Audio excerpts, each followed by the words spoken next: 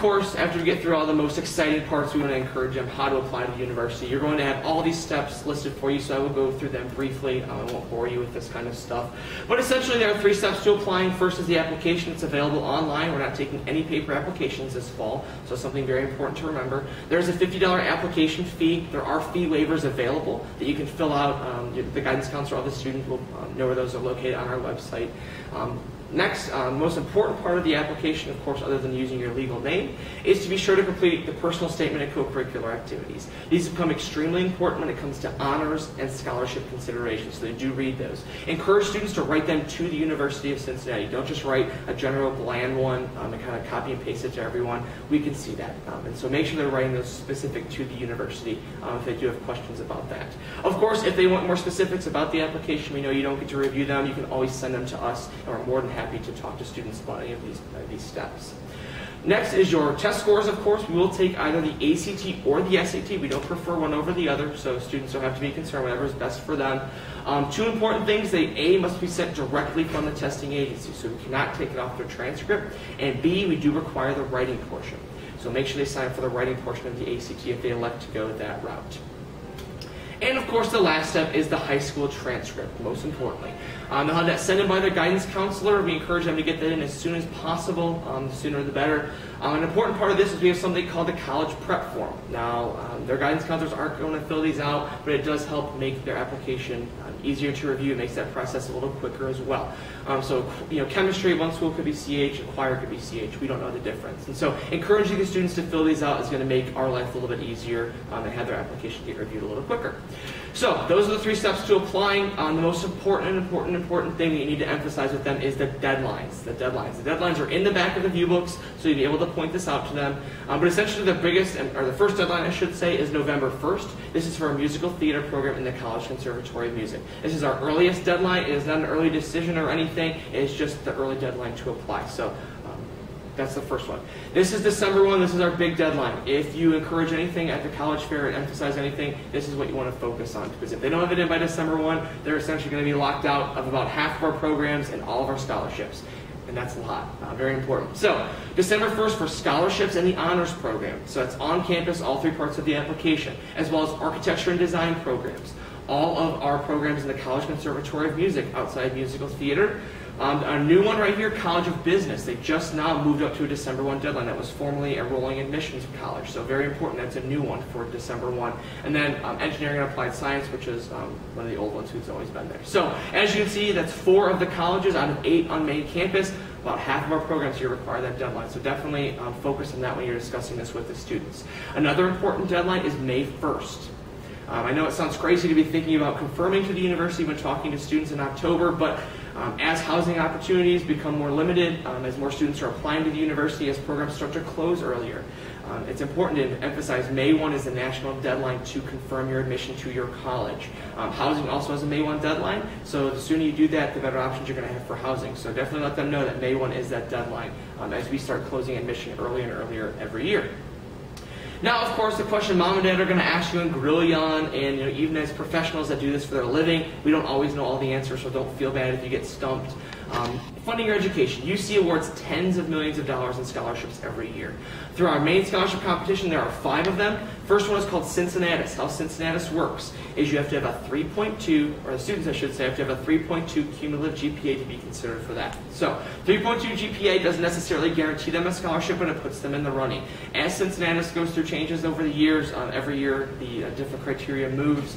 This year, essentially, they're going to review your application. The scholarships begin at about $2,000, go up to a full ride scholarship, including room and board and a book allowance. It is not yet decided how the competition is going to work this year. It could be a little bit different. So as of right now, I would focus primarily on scholarships ranging from $2,000 to full ride scholarships, and of course there are tiers in between.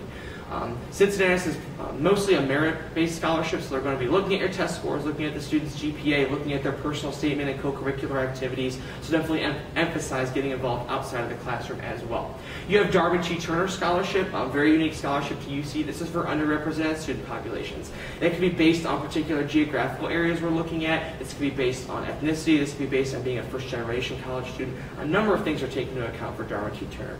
Usually there are roughly about 60 or so of these scholarships that are awarded to students applying to the university. We have alumni scholarships, so if you get any of your fellow alums that come through, that's an opportunity. Choose Ohio First for our STEM disciplines, so science, technology, engineering, mathematics, medicine, or if you want to be in education in any of those fields, there are scholarships that are available. Those usually begin at about $4,500 for your first year on campus. And so it's a pretty nice scholarship for that first year to kind of get you on campus and kind of get you off to a good start.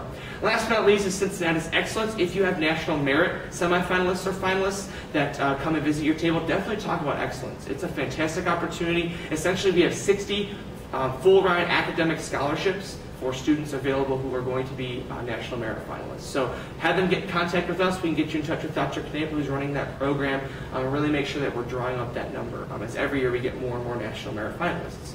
So the best part about scholarships here at UC, other than there are tons of them, is that they are all drawn directly from the application. So with the exception of the alumni scholarship, we contact those students about scholarships. So they don't have to fill out 4 different applications. We will be in touch with them. So we make it as easy as possible. Most important part about that, though, is the December 1 deadline. Make sure that they have everything in by that date, or it doesn't matter what their test score is because they're not going to be reviewed for the scholarships. Financial aid, we have the FAFSA online.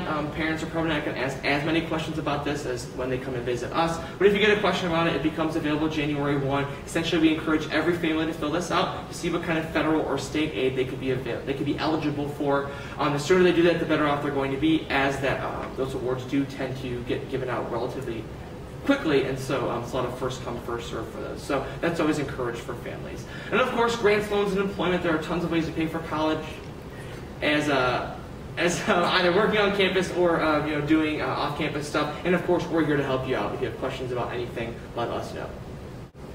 And of course, one of the most important things that you can emphasize when doing college fair is to visit campus. There is nothing more important than the campus visit.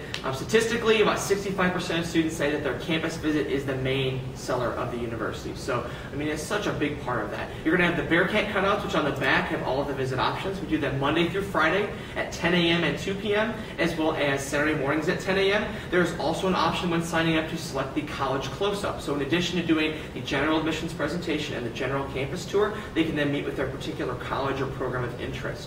And so encourage every student to do that, because that gives them a really good idea of what their particular program is going to be able to provide that sometimes we don't get to get into.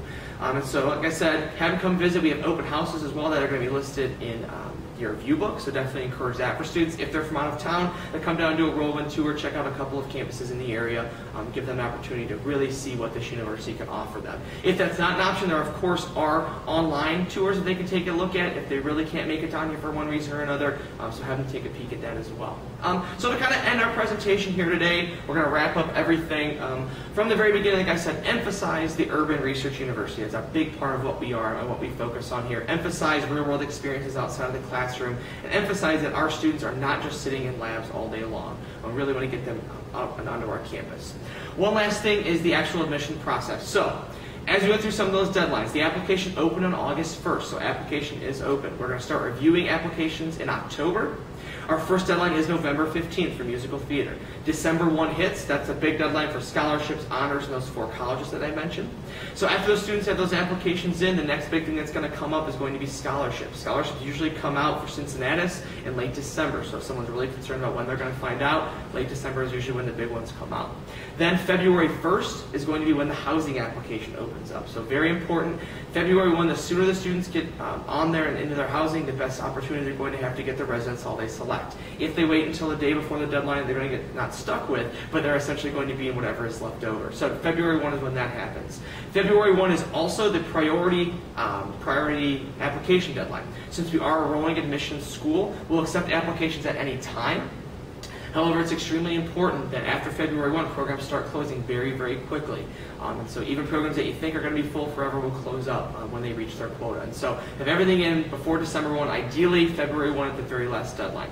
Students, of course, can apply up to May 1 if they'd like to apply to campus, but essentially May 1 is the confirmation deadline. That's when they have to confirm their admission to the university, pay their $100 deposit to essentially reserve their spot on campus. It is non-refundable, so definitely something to encourage if someone has a question about that. After that, classes will begin, well, for these students in semesters, I believe it's August I don't know off the top of my head, but you can definitely, I'm sure it's in your booklet as well, first semester, so it's going to begin in August as opposed to September. So something to keep in mind if students question you about that a little bit sooner than traditionally we have started. So of course, if you have questions, never hesitate to give Shayna or any of us a call. We're here to help you all out. Thank you again for all the work you do, and good luck out there.